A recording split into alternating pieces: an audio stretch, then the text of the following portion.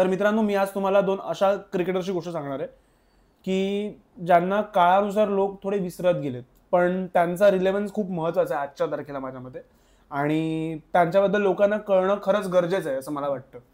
तर एक क्रिकेटर असा होता की ज्याची कारकीर्द 15 ते 16 वर्षांची होती. त्या 15 ते 16 वर्षात त्याने माझ्या मते 15,001 रन्स केले होते, आणि ॲज पर डेटा अवेलेबल त्यात त्याने 21 ते 22 सेंचुरीज मारल्यात आणि 81 हाफ सेंचुरीज आहेत त्याच्या, आणि त्याचा ॲव्हरेज ऑलमोस्ट 60-65च्या आसपास होता. शिवाय त्याने आजकालच्या बऱ्याच प्लेयरसारखा तो होम पिच बनी नव्हता, तो बाहेर जाऊन देखील भारी खेळायचा. Home soil away, home away, तो सगळीकडे भारी होता. सो त्याने इतके रन्स केले. त्याच्याकडे खूप मोठ्या अपेक्षा घेऊन लोकांनी बघितलं होतं, आणि ही वॉज ऑलमोस्ट देअर. आणि तो फक्त बॅटिंग पर्यंत लिमिटेड नव्हता, he was a brilliant fielder. म्हणजे माझ्या मते त्याच्या नावावरती, इथे जेवढा डेटा अवेलेबल आहे आमच्याकडे, त्याच्या नावावरती एक 433 कॅचेस आहेत. He was not even a keeper.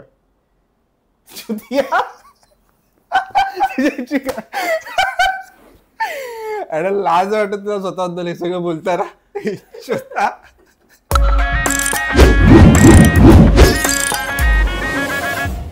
So मित्रांनो, भावेशला त्याची लायकी वेळेतच कळलेली आणि त्याने वेळेतच रिटायरमेंट घेतली. मुद्दा लायकीचा नव्हता माझ्या मते. सगळ्या मिडल क्लास फॅमिलीचा जो प्रॉब्लेम असतो तो माझा होता. परिस्थिती नव्हती, फार फॅमिली सपोर्ट नव्हता, नाहीये, तर त्यामुळे मी क्रिकेट परस्यू करू शकलो नाही. पण माझ्यात पॅशन खूप होतं, मी अजूनही क्रिकेट खेळू शकतो. जरा पण लाज नाही वाटत जरा, थोडी सुद्धा लाज नाही. याने लिहिलंय की ॲम्बिडेक्स्ट्रस होतो मी, लेफ्टी रायटी दोन्ही घ्यायचो, होम आणि अवे, म्हणजे या सोसायटी मधून त्या सोसायटी मध्ये जायला. माझं ठीक आहे. याने काय लिहिलं मी दाखवतो. 165च्या स्पीडने बॉल टाकायचा. हा, स्वतःला काय म्हणायचं, मी अजून पण 135 टाकू शकतो. मुंबई एक्सप्रेस. हा, इतकं लोकल, इतकं चीप नाव तूच देऊ शकतो स्वतःला. आणि किती विकेट लिहिलेत? 933 विकेट्स. काय व्हिडिओ वरती खेळत होता? व्हिडिओ गेम खेळत होता? मला शेनवनचा रेकॉर्ड तोडायचा होता, मला फास्ट बॉलर होता. असो, आमचा विषय होत राहील. येस, आपला महत्वाचा मुद्दा आहे तो बोलूया. सो आम्ही रिटायरमेंट घेतलीये, तो आता बाहेर ठेवूया मुद्दा. आता मुद्दा आहे की आता जे क्रिकेटर्स आहेत आत्ताचे, ते जे रिटायरमेंट घेत सुटलेत ओडीआय आणि टेस्ट क्रिकेटमधून, सो त्याबद्दल तुला काय वाटतं भावेश? त्यांचं हे रिटायरमेंट घेणं, ओडीआय आणि टेस्ट मधून खास करणं, आणि वयाच्या एवढं कमी वय असताना 29-30च्या वयात, जेव्हा की ऍथलीट बॉडी 28 ते 33च्या आसपास ती पीक लेवलला असते, तर त्याबद्दल तुझं काय म्हणणं आहे? माझं म्हणणं आहे त्या क्रिकेटर्समध्ये माझ्यासारख्या होनहार क्रिकेटर्समध्ये एकच फरक आहे, त्यांच्यात ती खास नाही जी माझ्यात आहे, असं मला वाटतं. सो ती त्यांच्याकडे येऊ शकत नाही, ती आत्मा असावी लागते. तर जोक्स पण लाज नाही माणसाकडे, मुद्दा चालू झाला, म्हटलंय जोक्स. पण आता पुन्हा मुद्दा तोच आहे की हे जे रिटायरमेंटचं एक पर्व वाढलेलं आहे, आजकाल जो तो क्रिकेटर येतोय त्याचं ऑलमोस्ट 5 ते 6 वर्ष त्याचे करिअर होत आहे. सो ते एका कुठल्या तरी फॉर्मॅटमध्ये जाम दादा प्लेयर्स बनतात आणि ते एका पॉईंटला रिटायर होतात. मग ते इधर टेस्ट सोडतात, वन डे सोडतात. वन डे असेल सगळे सोडतात, कारण वन डेलाच क्रिकेटने सोडलेलं आहे. आजकाल वन डे होतच नाहीये, मेन ट्रॉफीज जे सोडल्या, वर्ल्ड कप किंवा चॅम्पियन्स ट्रॉफी वगैरे. So in general one day cricket कमी झाल्यामुळे लोक वन डे सर्रास सोडतात. त्यात टेस्ट काही लोक खेळत नाहीत, काही देशच फार कमी खेळतात. टेस्ट क्रिकेटमध्ये फक्त 3 देशच उरलेत, इंडिया, ऑस्ट्रेलिया आणि इंग्लंड, आणि साऊथ आफ्रिका 4थ्या नंबरला जर तुम्ही धरलात तर साऊथ आफ्रिका. बाकी तर श्रीलंकेचं खूप नाव होतं श्रीलंका. आणि आधी 4-4, 5-5 टेस्टच्या सिरीज व्हायच्या, म्हणजे बाकीच्या देशांच्या पण आता जर वेस्ट इंडिज, बांगलादेश आणि अजून कोणती टीम आहे टेस्ट खेळणारी, श्रीलंका, याच्या तुम्ही बघितलं तर त्यांच्या सिरीज फक्त 2 मॅचेसच्याच असतात हार्डली. तिसरी मॅच पण फार कमी क्वचित बघितली आहे मी. ते पण जर कोणता मोठा देश, इंडिया, ऑस्ट्रेलिया, इंग्लंड सारखा त्यांच्याबरोबर खेळायला गेला तर मग ती तिसरी मॅच होते. नाही तर मग जर फॉर एक्झाम्पल जर न्यूझीलंड आणि जर बांगलादेशमध्ये मॅच होत असेल तर त्यांची 2 मॅचची सिरीज होती कधी. कारण की ऑब्व्हियसली मला पटतंय की ते फायनान्शियल रिझन्स वगैरे असतील, पण ते क्रिकेटसाठी तेवढं मला चांगलं नाही वाटत, क्रिकेटच्या प्रचारासाठी तेवढं मला चांगलं नाही वाटत. आणि इन जनरल आता असं मला वाटतं की आपण त्या प्लेयर्स वरती जाऊ आधी, की कोणकोणते प्लेयर्स आजकाल. आता रिसेंटली आपण जी नावं बघितली तीच, निकोलस पुरन झाला, क्लासन झाला. निकोलस पुरनमुळेच आम्हाला हा व्हिडिओ बनवा असं वाटतं की तो वयाच्या 29व्या वर्षी त्याने इंटरनॅशनल क्रिकेटमधून, म्हणजे तिन्ही फॉर्मॅट मधून त्याने रिटायरमेंट घेतली. असं नाही की फक्त टेस्ट आणि ओडीआय मधून. T20चा प्लेअर आहे. Yes, exactly. भावेशचा तो फेवरेट प्लेअर आहे. त्याचं म्हणणं की त्याचा बॅट फ्लो वगैरे खूप कमाल आहे. सो त्यामुळे हा व्हिडिओ आम्हाला बनवावा लागतो की क्लासेनने पण आता रिटायरमेंट दिली, त्याचं पण वय फक्त 32 की 33. सो इन जनरल इंटरनॅशनल क्रिकेटच आता खूप कमी प्रायोरिटी राहिली देशांची, प्लेयर्सची एस्पेशली.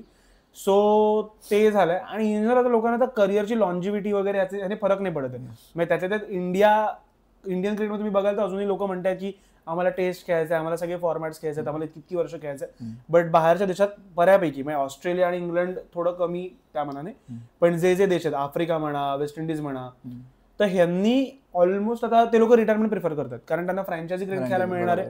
सो त्यांचा एक इन्कम सोर्स पण राहील आणि त्यातल्या त्या T20 मध्ये स्ट्रेस कमी असेल की तुमच्या 3 तासाच्या मॅच आहेत, तुम्ही त्या खेळताय, ऑब्व्हियसली त्यांच्या जास्ती असली मेंटल आणि बॉडीवरचा दोन्हीचा स्ट्रेस तिथे कमी होतो. खरं. आणि काही काही क्रिकेटर्स जे आम्हाला वाटते रिटायर व्हावे ते होत नाहीये. हेटरेड, पुन्हा हेटरेड अलर्ट आहे. काय कोणाबद्दल बोलतोय मी? ठीक आहे, बोल तू, बोल, कळलं असेल लोकांना. कोणाबद्दल बोललो? ठीक आहे बोल. पुरण बद्दल बोलूया. तर पुरणने त्याची स्वप्न अपूर्ण ठेवली आहेत आणि तो रिटायर झालेला आहे. सो पुरणने ऍक्च्युली बघायला गेलं तर पुरण फार खेळला पण नाही. हार्डली तो 61 ODIs खेळलाय आणि 2000च्या आसपास त्याचे रन्स आहेत. T20 त्याचं खूप नाव होतं. म्हणजे T20 I guess West Indies मधनं तो पहिला बॅट्समॅन 2000 रन्स क्रॉस केले इंटरनॅशनल मध्ये. आणि 100च्या वर 106 मॅचेस खेळलाय तो. गेलने पण नाही गेलेत. गेलने तो कमीच केला ना इंटरनॅशनल. त्यांचे ज्या काळात गेल आणि ब्रॅव्हो ज्या काळात T20 क्रिकेट जस्ट आलं होतं त्यांचे ते बोर्ड सोबतची त्यांची भांडणं वगैरे सगळी होती. सो ते लोक रिटायर नव्हते पण ते ऑलमोस्ट रिटायरमेंट मध्ये जमा होते. फक्त ते लोक वर्ल्ड कप जाऊन खेळायचे आणि जिंकवायचे पण. दोनदा जिंकवले त्या लोकांनी. पण मग त्यांनी फार इंटरनॅशनल खेळलं नाही. पुरण त्यातल्या त्यात खेळला आणि त्याने पण आता रिटायरमेंट घेतली. सो त्यात काही सच सेन्स नाही कळत आहे हे लोक का असं करतात. मॅचेस त्यांना ते मुळात वेस्ट इंडिजचा मेन प्रॉब्लेम आहे की वेस्ट इंडिजचा एक देश नाहीये. सो 6-7 देश आहेत जे एकत्र येऊन क्रिकेट खेळतात. सो त्यांचा ऍज सच नॅशनल प्राईड आहे त्यांच्यासाठी एवढा मुद्दा नाहीच आहे. म्हणजे आधीपासूनच नव्हता पण ते लोक क्रिकेटच जमले. पण वेस्ट इंडिजचा मला वाटतं की त्यांचा जो काही डिक्लाइन आलाय तो खूप आधीच चालू झालेला. त्यामुळे आता जे काही नवीन क्रिकेट येतात त्यांच्यात असं इन्स्पिरेशन साठी बघण्यासाठी जसं आपल्याकडे आहे की आता रोहित शर्मा, विराट कोहली गेले. सो आता मला जर नवीन क्रिकेटर येत आहेत तर त्यांना पण वाटत असेल की भाई विराट सारखी कारकीर्द असावी, रोहित शर्मा सारखी कारकीर्द असावी. रोहित शर्मा आणि सचिनला वाटलेलं की रोहित शर्मा आणि विराटला वाटलेलं की सचिन सारखी असावी, द्रविड सारखी असावी. सो वेस्ट इंडिजकडे तो बेसच नाही आता कारण की लाराच्या बॅच नंतर त्यांचा पूर्ण डिक्लाइनच झालाय. क्रिस गेलला जरी लोकांनी T20 साठी म्हटलं तरी क्रिस गेलचा बेस हा टेस्ट मध्ये स्ट्रॉंग होता. त्याच्या काळात खूप केलं 100 वगैरे. त्याने नंतर जाऊन थोडं कमी केलं जेव्हा त्यांचे ते बोर्डचे सगळे फाईट्स आणि सगळं सुरू झालं त्यानंतर गेल कमी झालं. पण गेलने अँपल अमाऊंट ऑफ क्रिकेट खेळलेलं आहे. सो एक पोलार्डची जी बॅच आहे तिथपासून जे सुरू झालं त्यांच्या बरोबर. त्याच्यानंतर असं कोणी इन्स्पिरेशनल प्लेअर नाहीये सिनियर आता त्यांच्याकडे की ह्याच्याकडे बघून आम्ही खेळू इंटरनॅशनल. जसं की इंडियाकडे सिराज आहे असं. तर तो मला अजून एक मुद्दा वाटतो वेस्ट इंडिज क्रिकेटचा. आणि आता पुरण करूया आपण परत. तर हा मला पुरणचं आता पुरणला बोलून विचारायला हवं आपण की पुरण बाबा तू का केलंस असं. कारण पुरण genuinely he was a treat. नाही त्याने स्टेटमेंट दिलंय की मला फ्रँचायझी क्रिकेटला प्रायोरिटाईज करायचं आता. पैसा आता खूप वर गेलेला आहे. सो त्यामुळे मी इंटरनॅशनल क्रिकेटला भाई राम करतोय जे काही आहे ते. पण असे अजून कोणते क्रिकेटर्स आठवतात तुला की ज्यांनी लवकर रिटायरमेंट घेतली जे अजून खूप वेळ खेळू शकले असते? आताच त्याच्यासोबतचाच जो आहे तो क्लासन पण तेच आहे. क्लासन जेव्हा आला तेव्हा तो 3 फॉर्मॅट मध्ये खेळायचा. चांगला की वाईट तो महत्वाचा मुद्दा नाही पण तो खेळायचा. सो त्याचं जसं T20 मध्ये नाव वर गेलंय आता गेल्या 3-1 वर्षात. सो क्लासनने पण प्रिफर केलं की इंटरनॅशनल सोडणं. सो क्लासनने पण सोडलंय. क्लासन तर पुरणपेक्षा पण कमी क्रिकेट खेळलाय माझ्या मते. म्हणजे तो टेस्ट पण हार्डली 4 खेळलाय, 61 ODIs खेळलाय आणि 58 T20 मॅचेस तो खेळलेला. आणि त्याचे रन्स पण असे एक ऍग्रिगेट ओव्हरऑल त्याचे रन्स पण 3,000 रन पण त्याचे रन्स कमी टोटल इंटरनॅशनल त्याचे कमी आहेत. सो ऍज सच काय म्हणतो ना ती जी एक लेगसी बनवण्याचं आहे ना ते आता तेवढं नाहीये. आता लोकांना बँक बॅलन्स बनवायचंय. सगळे आता अमेसारखे होत चाललेत. पैसा कमवायला पॅशन सोडलाय त्या लोकांनी. असो तर क्लासनचं पण काही रिझन नाही कळत आहे. हा तो असं पण नाही की तो इंजर्ड झालेला. तो बॉडी त्याने T20 वर्ल्ड कपला जो काही इंडिया विरुद्ध खेळलाय सो इंडियाला वर्ल्ड कप त्याने जिंकवला. हा म्हणजे आयपीएल या वर्षीचा थोडा फ्लॉप गेला तो. थोडा ऑफ होता त्याचा. पण त्याचं काही असं रिटायरमेंटला ऍज सच मला फ्रँचायझी क्रिकेटला प्रायोरिटाईज करण्याशिवाय ऍज सच एक काय होतं असं आमचं जे लहानपण होतं जेव्हा आम्ही 15 वर्ष क्रिकेट करिअर आमचं जे काय सांगितलं होम आणि अवे. तर त्या काळात जेवढ्या स्टोरीज होत्या की लोक एक पॉईंट असायचा की लोकांना रिटायर करायचं, आता बस बरोबर. सो प्रत्येक जण तेवढं क्रिकेट खेळायचं, ते आता कोणी खेळतच नाही, आता लोक आधीच रिटायर होतात. मला ऑस्ट्रेलियन क्रिकेटचा एक काळ आठवतोय, मी एका म्हणजे क्रिकेट एक्सपर्टच्या पॉडकास्टमध्ये की इंटरव्ह्यूमध्ये ऐकलेला की 2000 पासून पुढची 10 ते 12 वर्ष ऑस्ट्रेलियन क्रिकेटमध्ये फक्त 2 की 3 डेब्यू झालेले. बापरे. सो ऑस्ट्रेलियन क्रिकेटरची लॉन्जिटिव्हिटी एवढी असायची की, आणि मुळात त्या काळात त्यांच्याकडे टीम पण एक्झॅक्टली त्या टीम मध्ये कोणी ब्रेक इन करू आणि सो ते एक पॅशन ड्रिव्हन टीम होती. जेव्हा सुद्धा ते फील्डवर यायचे तेव्हा मला असं कधीच नाही वाटलं की यांना हे नकोय किंवा हा फॉर्मॅट खूप यांना लॉंग वाटतोय किंवा जे काही, किंवा त्यांचे त्याचे स्टेटमेंट पण नसायचे. आत्ताच्या क्रिकेटर्सचं मला वेगळं वाटतं. म्हणजे डिकॉकला घेतलंस तू, आता क्लासेनंतर पण डिकॉकवर येऊ शकतो. डिकॉकने पण प्रॉपर हेच बोललं की मेंटल स्ट्रेस आणि फिजिकल स्ट्रेस खूप जास्त वाटतो ओडीआय क्रिकेट आणि टेस्ट क्रिकेटमध्ये, म्हणून मला फक्त T20 क्रिकेट खेळायचं आणि फ्रँचायझी क्रिकेट खेळायचं जे काही. तिथे आम्ही 3-3 फॉर्मॅट बघतोय, प्रत्येक मॅच बघतोय, आमचा स्ट्रेस सगळं. डिकॉक किती खेळलाय माहितीये का? आणि डिकॉकचं जेवढं मला लक्षात आहे, डिकॉक जेव्हा आला होता, he was a big name, म्हणजे त्याच्याबद्दल इथे चर्चा खूप होती. He was a prodigy. आणि तो ज्या पद्धतीने त्याचा जो बॅट फ्लो होता म्हणा, किंवा त्याची जी टायमिंग होती, इव्हन त्याची जी कन्सिस्टन्सी होती. एक काळ असा होता की एखादा रेकॉर्ड विराट कोहली बनवायचा, म्हणजे सचिन वगैरे आधीच ऑलरेडी बनवून ठेवले होते, विराट बनवायचा, तो आमला तोडायचा, मागून डिकॉक तोडायचा, हा एक त्यांचा फ्लो तयार झाला होता. तर डिकॉकचे जे स्टॅट्स आमच्याकडे अवेलेबल आहेत, एक तो 30व्या वर्षी रिटायर झाला, त्यात त्याने टेस्ट, तो तिन्ही फॉर्मॅट्स खेळला. टेस्ट मध्ये त्याने 54, आता फक्त 32, आता त्याचं 32 एज आहे करंट, म्हणजे 2 वर्षापूर्वी तो रिटायर झाला. सो या काळात तर बऱ्याच क्रिकेटरचं करिअर पीकला पोहोचतं किंवा पीकला जायला लागतं. सो त्या काळात तो गेला. आणि बाउचर नंतर त्यांच्याकडे कोणी कन्सिस्टंट कीपर आहे तर तोच आहे, डिकॉकच आहे. मध्ये ते डॅन विलास वगैरे होते, पण ते फार खेळले, पण ते फार असं इन आउट असायचं. खरं. क्लासन पण होतं काही मॅचेस. क्लासन तर आता गेलाच आहे क्लासन. तर टेस्ट मध्ये डिकॉकचे 3300 रन्स आहेत 54 मॅचेस मध्ये. ओडीआय मध्ये त्याने 6770 रन्स केले. त्याचा वर्ल्ड कप आपण बघितला 23चा, जो त्याने गाजवला होता. चांगली बॅटिंग केली होती. 155 मॅचेस खेळला तो ओडीआय. 500-550 रन्स आणि वर्ल्ड कपला पण केले होते. T20 पण त्याने 92 मॅचेस मध्ये 2500 रन्स केलेले. सो तशी त्याचं करिअर डिसेंट आहे, म्हणजे एका ऍव्हरेज क्रिकेटरचं जे असतं ते. पण डिकॉक ज्या पद्धतीचा क्रिकेटर होता, त्याच्याकडे ज्या अपेक्षा होत्या किंवा तो ज्या टॅलेंट त्याच्याकडे जे होतं, त्या हिशोबाने त्याने नाही केलं, किंवा ते मला वाटतं तो करू शकला असता इन फ्युचर जर तो अजून टिकून खेळला असता. कारण ओडीआय मध्ये 155 मॅचेस मध्ये 6770 रन म्हणजे खूप चांगला. 45च्या आसपास त्याचा ऍव्हरेज. सो त्याकडे फ्युचर होतंच ऑब्व्हियसली. पण ते फ्रँचायझी क्रिकेट आणि परत आता जे काही नवीन आलंय की फटीग येतोय आणि मेंटल स्ट्रेस वगैरे, म्हणजे येत पण असेल त्याबद्दल नो डाऊट. पण मग तो सचिनला नाही आला का, तो द्रविडला नाही आला का, तो लक्ष्मणला नाही आला का, किंवा तुमच्या आफ्रिकन क्रिकेटमध्ये आपला कॅलिस खेळला, ग्रॅम स्मिथ खेळला, एबीडी शॉन पोलॉक कधीपासून खेळतोय. सो आत्ताचं या जनरेशन म्हणजे इव्हन तो आमच्यात पण असेल, आम्ही असं नाही म्हणत की आमच्या दोघांमध्ये तो नसेल किंवा जे काही असेल, पण बघताना 7 व्हिडिओ बनवून आम्हाला फटीग उद्याचा व्हिडिओ नाही बनवणार कदाचित, किंवा आता नाही बनवणार. सो माहित नाही, हे जनरेशनल पण असू शकतं की तुमचा अटेन्शन स्पॅन कमी झाला वगैरे, त्या सगळ्या गोष्टी पण असू शकतात. आणि पण त्या बघताना एवढ्या चांगल्या नाही दिसत आहेत क्रिकेटसाठी, इंटरनॅशनल क्रिकेटसाठी खास करून. फ्रँचायझी क्रिकेट ऑब्व्हियसली ग्रो होईल, कारण त्यात पैसा येतोय, इन्व्हेस्टर्स येत आहेत, मोठे मोठे ब्रँड्स इन होत आहेत, सो ते ग्रो होणारच आहे. आणि अजून खूप सारे देश सुद्धा इन होतील फ्रँचायझी क्रिकेट. पण इंटरनॅशनल क्रिकेटसाठी हे खूप घातक वाटतं. मे बी आता मला असं वाटतं की आता असं असेल की cricket is not the only thing. म्हणजे जे कदाचित सचिनच्या काळात वगैरे असेल, cricket is the only thing, त्याचा पर्स्पेक्टिव्ह असेल, तो आता नसेल. ऑब्व्हियसली लाईफ असतेच, पर्सनल लाईफ. जसं की डिकॉक फिशर आहे खूप चांगला, जेवढं मला माहिती, फिशरमॅन आहे.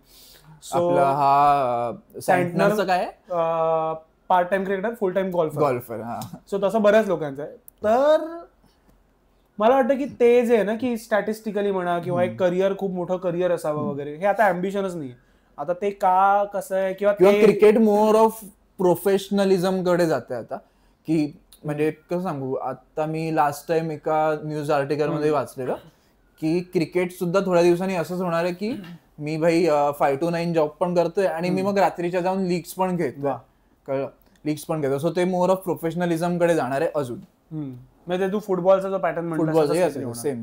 So may be international cricket हळूहळू कमी होईल, म्हणजे बऱ्याच देशांना. आणि ते आता झालंच आहे. म्हणजे आता मला आठवतंय की 2026 पर्यंत, म्हणजे 2027च्या वर्ल्ड कपच्या आधीपर्यंत इंडिया फक्त 27 ओडीआयच खेळणार आहे.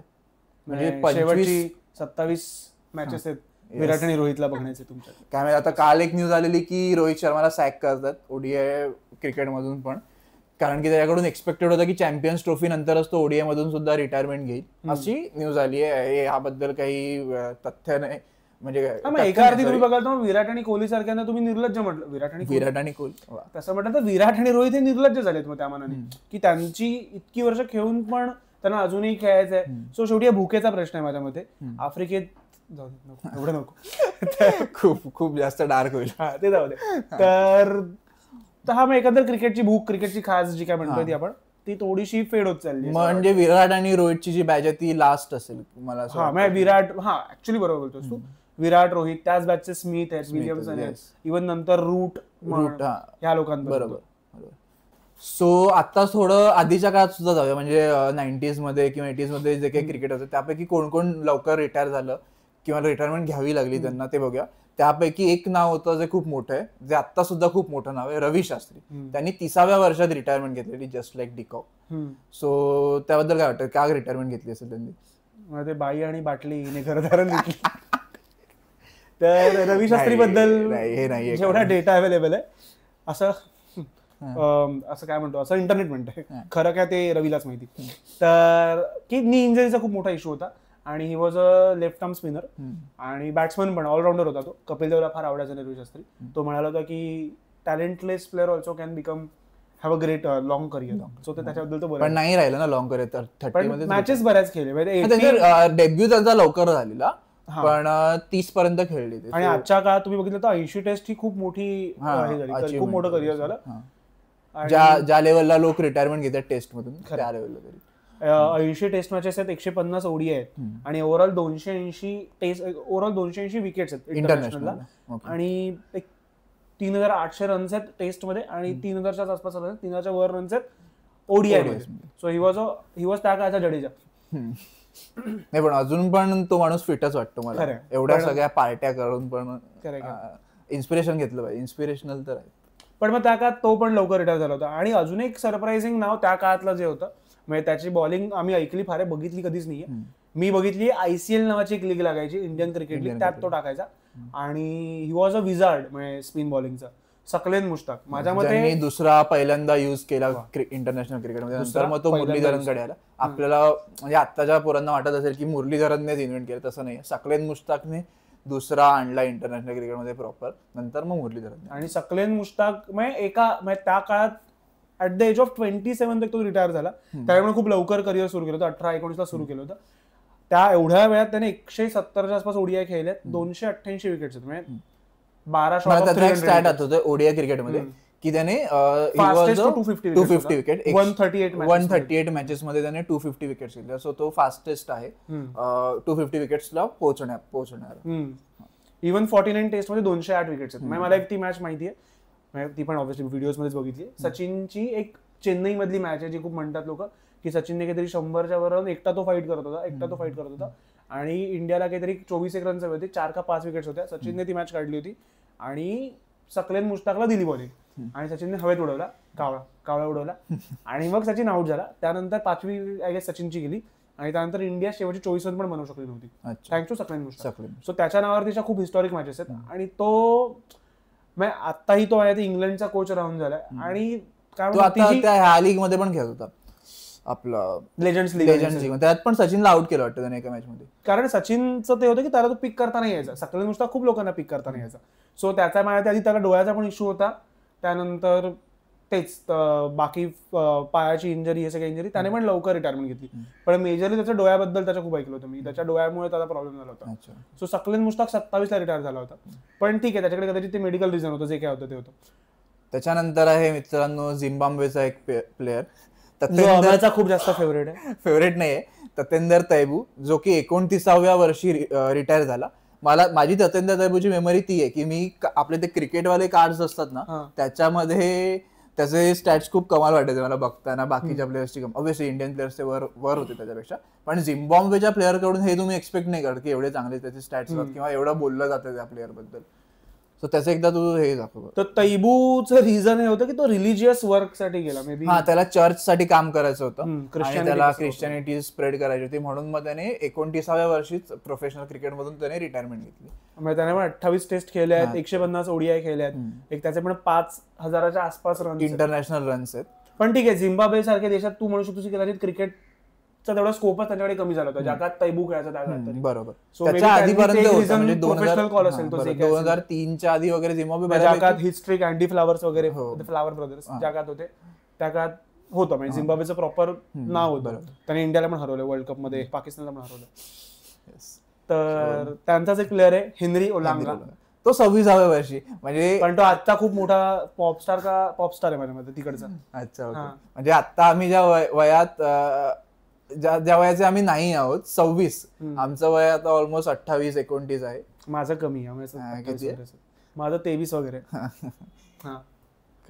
हा, सो तो 26व्या वर्षी रिटायर होऊन मोकळा झालेला. तो त्याच्या एका बॉलिंग स्पेलसाठी फेमस आहे. सचिनला जो त्याने स्पेल टाकलेला, की म्हणजे ऍक्च्युली 2 मॅचेसचं ते हे आहे की एका मॅच मध्ये त्याने सचिनची विकेट घेतली आणि त्याने खूप जास्त सेलिब्रेट वगैरे केलं, असं ते झालेलं. आणि मग नेक्स्ट मॅच मध्ये सचिनची धुतला होता, सचिनची मारून ठेवलेली. पण मला असं वाटतं की अमेय तुझं जे लाईफ आहे ते मला वाटतं की हेनरी ओलांगा सारखं रे, फास्ट बॉलर, मग म्युझिक मध्ये. पण तुझा कलर त्याच्यासारखं, त्याचं काय करशील? अरे ह्याचं काय करू मी, काय बोलतोय? तर तसं वाटतंय तो मला, तू पण पुढे जाऊन पॉपस्टार होशील चांगला. ठीक आहे, फक्त गाऊ नकोस. असो, आता एक नाव आहे, हे सरप्राइझिंग नाव आहे हे, म्हणजे आम्ही जस्ट आउट ऑफ क्युरिओसिटी टाकलंय की याच्यातून तुम्हाला काय वाटतं. ॲलिस्टर कुक, जो सचिनचा रेकॉर्ड मोडू शकला असता, आरामात मोडू शकला असता, जो की फॉर्म मध्ये पण होता जेव्हा तो रिटायर झाला. म्हणजे नंबर्स ऐकून तुम्हाला वाटेल की बरोबर रिटायरमेंट आहे. त्याने 161 टेस्ट खेळले, म्हणजे इंडिया आणि इंग्लंड आणि ऑस्ट्रेलिया खूप टेस्ट मॅचेस खेळतातच. 91 ODIs खेळलाय तो, आणि 15,000च्या आसपास त्याचे रन्स आहेत. सो त्याने अमाऊंट ऑफ क्रिकेट खेळलंय, पण ऍट द एज ऑफ 33 तो रिटायर झाला. आणि मे बी तो अजून 3-1 वर्ष खेळला असेल, सचिनचा रेकॉर्ड आरामात तोडला असता. कदाचित रूटला अजून एक रेकॉर्ड तोडावा लागला असता ॲलिस्टर कुकचा. आता रूटची भीती आहेच इंडियन्सना सगळ्या, की तो सचिनचा रेकॉर्ड तोडू देतो. पण आम्हाला हे वाटतं की रूटने पण लवकर रिटायर व्हावं आणि ह्या लिस्ट मध्ये त्याचं नाव यावं. रेकॉर्ड तोडण्यासाठीच असतात. फक्त जसं सचिन म्हणाला होता ते फक्त इसी रूम में 2 लोग आहे, त्यांनी तोडला असता तर मजा आली असती. पण जाऊ दे. हा, सो ॲलिस्टर कुक जेव्हा रिटायर झाला तेव्हा सगळ्यांसाठी ते सरप्राईज होतच की भाई एवढ्या लवकर का आत्ता फॉर्म मध्ये आहे, आत्ता एवढा चांगला खेळला. इव्हन त्याची लास्ट सिरीज पण तो चांगलाच खेळलेला, असं नव्हतं की शेवटची सिरीज तू इथे कुठे लवकर. पण मे बी त्याच्या शेवटच्या काही 2 वर्षात वगैरे तो कॅप्टन्सी जेव्हा त्याची चालू होती त्या काळात तो बऱ्याच सिरीज हरला होता, जेवढं मला लक्षात आहे. तो इंडिया जाऊन काहीतरी हरला होता, बाहेर जाऊन ऑस्ट्रेलियात हरला होता. सो कॅप्टन्सी खूप मॅटर करते त्या लोकांसाठी.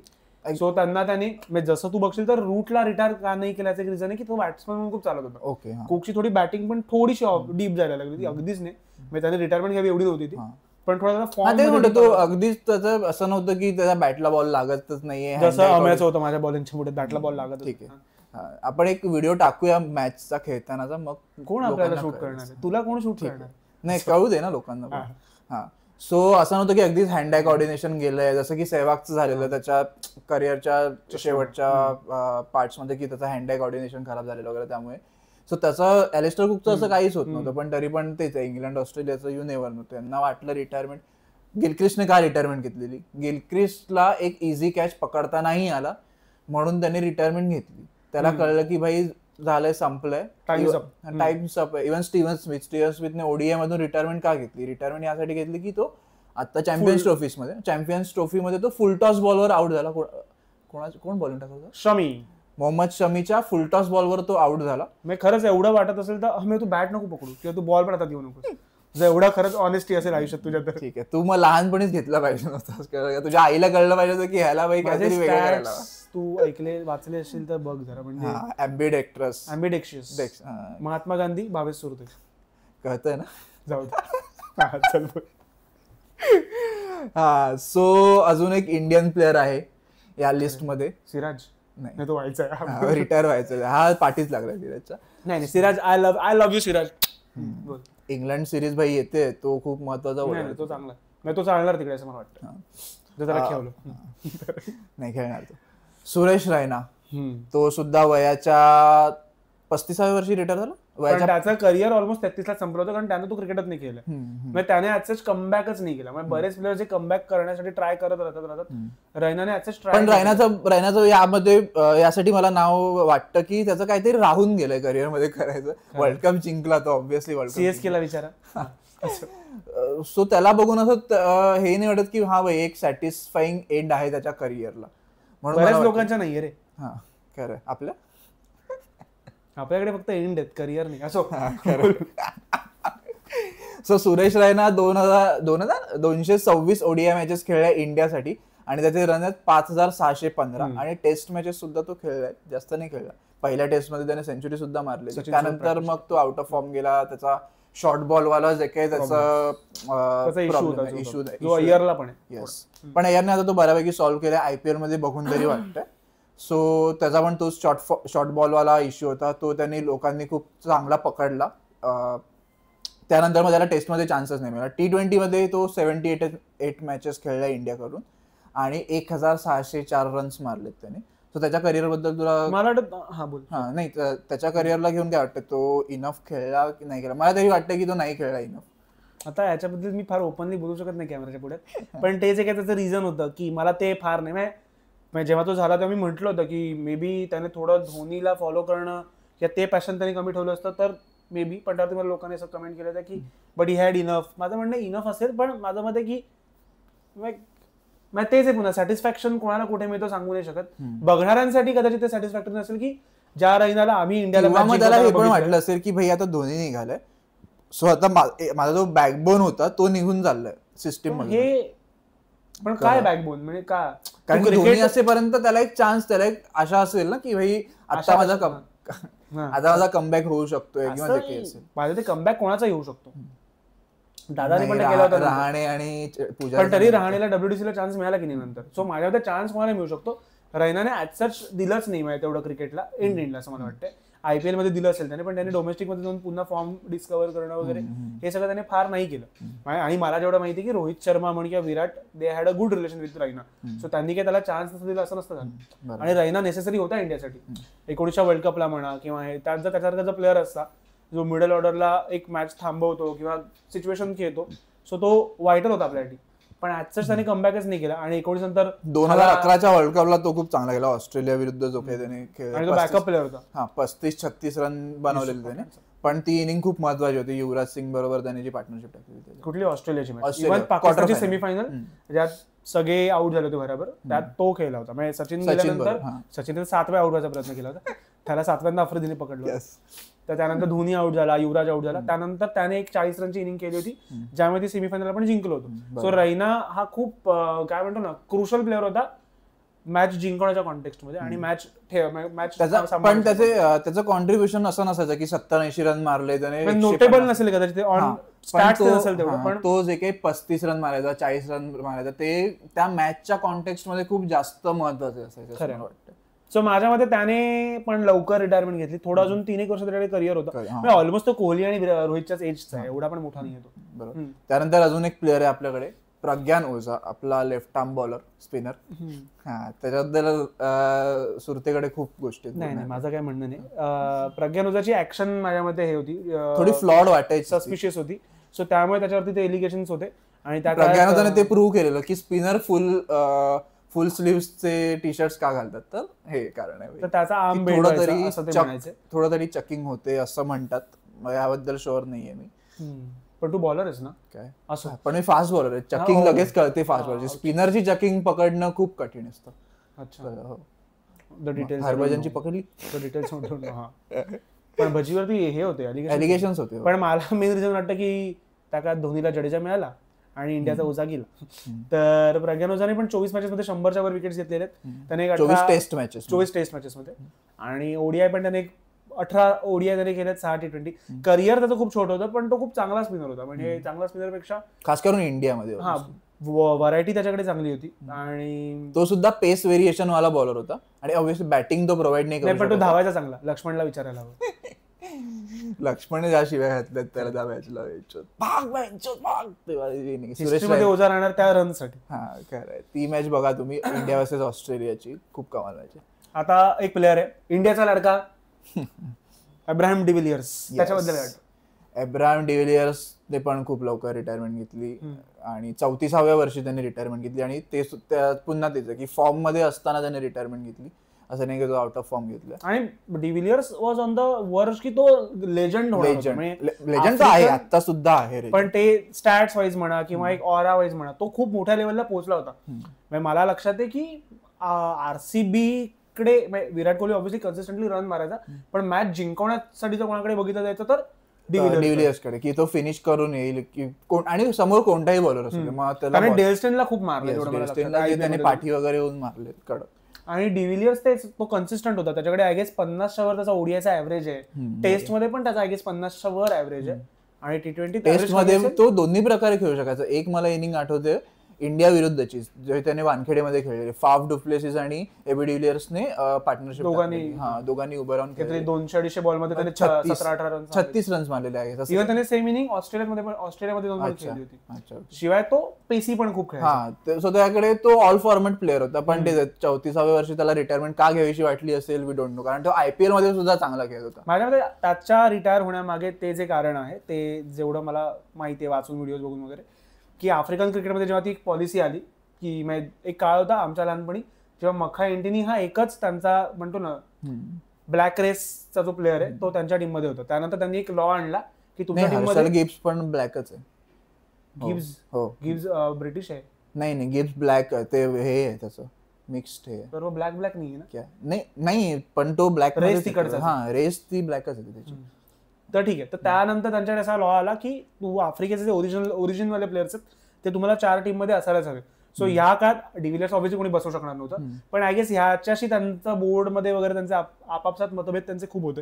सो त्यामुळे पण कदाचित ह्या लोकांचं जे करिअर आहे थोडं ते नंतर थोडेसे वेगळ्याच मार्गाला गेले, म्हणजे लवकर रिटायर होणं, कमेंट्री मध्ये येणं. इव्हन ग्रॅम स्मिथ पण लवकर रिटायर झाला, पण स्मिथ तर माझ्यामध्ये प्रॉपर सॅटिस्फाईड होता की त्याने कारण त्याचं करिअरची लेंथ त्याची मोठी होती, तरी तो लवकर एज. पण तू ते बघत नाहीयेस की Smith at the age of 20 का 21 कॅप्टन झाला, 22ला कॅप्टन झालेला, तर टिल त्याने 33 पर्यंत त्याने कॅप्टन्सी केली, त्याने 12 वर्ष इंटरनॅशनल कॅप्टन्सी केली आहे. सो तो हे झाला असणार माझ्या काय म्हणतो सॅटिस्फाईंग एंड त्याच्यासाठी. बस आता तू एवढी वर्ष कॅप्टन्सी करून कसं तू खेळणार, तसं झालं असणार त्याचं. सो माझ्या त्याने कॅप्टन्सी सोडून ते डेब्यू पण 19व्या वर्षी केलं खूप लवकर. तो आय गेस युवराजच्याच बॅचचा अंडर 19च्या. ओके.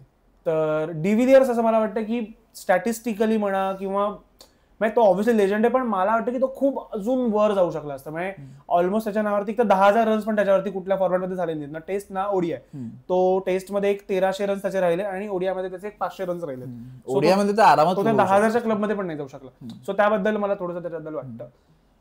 आणि ते तुम्हाला ज्या प्लेअर बद्दल वाटतं की भाई हा खूप लवकर रिटायर होतो, जसं की अश्विन लवकर रिटायर नाही झाले, पण आपल्याला असं वाटलं की काय उरलं त्याच्याकडे अजून क्रिकेट उरलं. एज वाईज तो बरोबर झाला, म्हणजे स्टॅटिस्टिकली पण त्याने बरंच अचीव्ह केलं, पण अजून क्रिकेट बाकी आहे. आणि एज कमी असेल तर अजूनच वाटतं. ही जी काही आम्ही तुम्हाला लिस्ट सांगतोय ती त्या प्लेयर्सचीच लिस्ट आहे की एज पण कमी आहे आणि थोडं अजून क्रिकेट बाकी आहे यांच्यात, फॉर्म मध्ये सुद्धा आहेत. त्या सगळ्या प्लेयर्स बद्दल थोडं वाईट तर वाटतं. खरं ॲलिस्टर कुक आणि हे लोक, ॲलिस्टर कुक, एबी डिव्हिलियर्स यांचा अजून एक आहे की हे लोक जेंटलमॅन ऑफ क्रिकेट आहेत. असं नाही की हे लोक एकदा चिडला होता, एज लागून आउट झाला पण तो गेला नव्हता. चिडणं ठीक आहे ते तर, आणि ती खूप सुरुवातीची मॅच. दीपक सारखं काय वाटतोस?